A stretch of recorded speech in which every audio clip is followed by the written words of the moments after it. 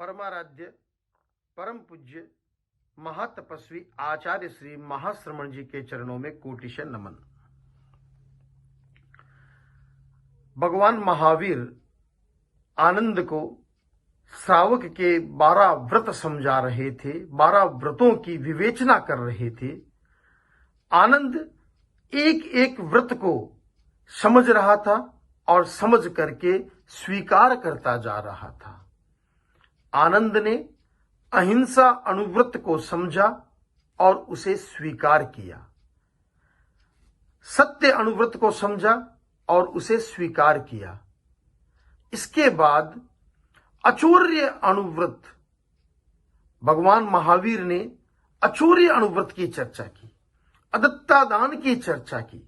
और अदत्ता दान की चर्चा करते हुए भगवान कहते हैं कि अदत्ता दान एक पाप है, यह त्याज्य है, इसका प्रत्याख्यान किया जाना चाहिए। अदत्ता दान अर्थात जो चीज अदत्त है, जो दी नहीं गई है, उसे ले लेना। जो हमारे स्वामित्व की नहीं है, किसी और के स्वामित्व की है, और उस चीज को बिना दिए ले लेना, उठा लेना, यह अदत्ता दान कहलाता है, अर्थात चोरी कहलाती है। लोक व्यवहार में किसी तिनके को उठा लेना, किसी टहनी को तोड़ लेना, यह चोरी नहीं होता। लेकिन अगर हम सूक्ष्मता में जाएं तो यह भी एक प्रकार का अदत्ता दान है। अगर हम कोई तिनका बिना पूछे ले लेते हैं या कोई टहनी तोड़ लेते हैं तो वह भी अदत्ता दान होता है। हम कई बार बाजार में फल लाने जाते हैं और फल वाले से भाव पूछते पूछते एक अंगूर का दाना मुंह में डाल लेते हैं, यह भी अदत्ता दान है।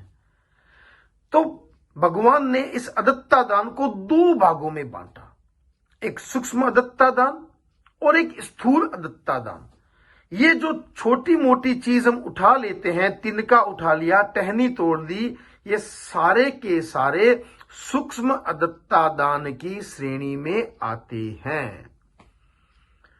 आनंद श्रावक भगवान के सम्मुख करबद्ध निवेदन करता है कि भगवान, चूंकि मैं व्यापार करता हूं, खेतीबाड़ी करता हूं, मेरा परिवार है, समाज है, तो इस सूक्ष्म अदत्ता दान से बचना मेरे लिए संभव नहीं लगता। इसका प्रत्याख्यान मैं नहीं कर सकता, किंतु मैं स्थूल अदत्ता दान का प्रत्याख्यान करता हूं। स्थूल अदत्ता दान क्या है?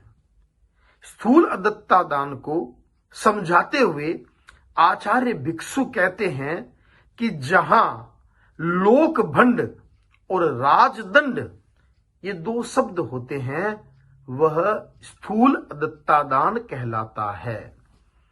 पहला शब्द लोक भंड, अर्थात जिस चोरी को करने से समाज में अपमान हो, तिरस्कार हो, या समाज में लोग चोर कह के बुलाएं, ऐसी चोरी स्थूल चोरी कहलाती है, अर्थात स्थूल अदत्ता दान कहलाता है। दूसरा शब्द बताया गया राजदंड। राजदंड अर्थात जिस चोरी को करने से राज शासन या कानून या प्रशासन सजा देता हो, दंड देता हो, तो वह चोरी स्थूल चोरी कहलाती है या स्थूल अदत्ता दान कहलाता है। हमने कोई तिनका उठा लिया, कोई टहनी तोड़ ली, किसी फल वाले का एक अंगूर खा लिया, इससे न तो हमारा कोई समाज में तिरस्कार होता है या समाज में हमें कोई चोर कह के बुलाता है, और न ही हमें कोई कानून इसके लिए दंड देता है। तो यह जो चोरी है, तिनका उठाना या टहनी तोड़ना, यह सूक्ष्म अदत्ता दान की श्रेणी में आता है। इसके अलावा जो बड़ी चोरियां की जाती है, वह स्थूल अदत्ता दान के अंतर्गत आती है। इसको और अधिक स्पष्टता से समझाने के लिए ऐसा भी कहा गया कि किसी की दीवार तोड़ करके, किसी का ताला तोड़ करके, किसी का दरवाजा तोड़ करके जो चोरी की जाती है वह स्थूल अदत्ता दान की श्रेणी में आती है। तो आनंद श्रावक ने भगवान के सम्मुख यह प्रत्याख्यान किया कि भगवान, मैं स्थूल अदत्ता दान का प्रत्याख्यान करता हूं। आनंद हमारा आदर्श है और हम आनंद श्रावक का अनुसरण करते हुए हम भी यह प्रत्याख्यान करें कि मैं स्थूल अदत्ता दान का प्रत्याख्यान करता हूं, क्योंकि हम धार्मिक हैं, नैतिक हैं, प्रामाणिक हैं।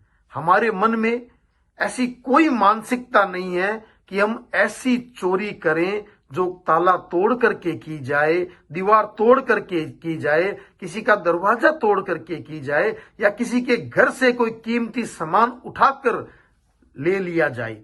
हम ऐसी चोरी नहीं करना चाहते, न हमारी ऐसी कोई मानसिकता है। तो जब हमारी मानसिकता नहीं है, हम करना नहीं चाहते, तो हम प्रत्याख्यान क्यों नहीं करते हैं?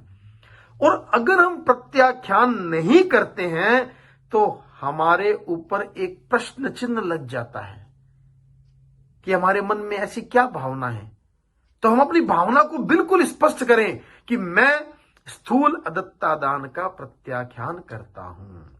और अगर हम इस व्रत को स्वीकार कर लेते हैं तो आज हम 3 व्रती श्रावक बन जाते हैं। हम अहिंसा अनुव्रत और सत्य अनुव्रत को पहले ही स्वीकार कर चुके हैं, और इस अचौर्य अनुव्रत को अगर हम स्वीकार कर लेते हैं तो आज हम 3 व्रती श्रावक बन जाते हैं। जिस प्रकार से आनंद श्रावक भगवान से एक एक व्रत को समझ करके स्वीकार करता जा रहा था, उसी प्रकार से हम भी एक एक व्रत को समझें और उसे स्वीकार करें, और हम भी एक दिन 12 व्रती श्रावक बन करके अपनी आत्मा का कल्याण कर पाएंगे, ऐसा मेरा विश्वास है। आप सभी के प्रति बहुत बहुत आध्यात्मिक मंगल कामना। ओम अरहम।